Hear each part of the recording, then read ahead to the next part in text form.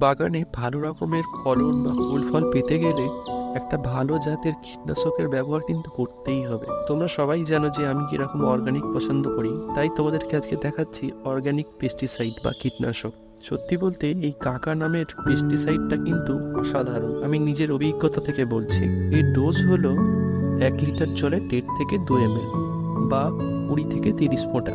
শুধু যে পোকামাকড় দমন করে তাই কিন্তু নয়, এর সাথে সাথে গাছের ওভারঅল গ্রোথেও কিন্তু ভালো রকম নজর দেয় এই কাকা পেস্টিসাইডটি।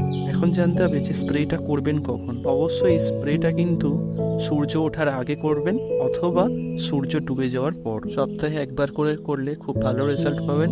তবে আমি বলবো ঘুরিয়ে ফিরিয়ে আপনারা কখনো কাকা, কখনো কাটাপ্পা, কখনো নিম তেল ব্যবহার করে দেখতে পারেন।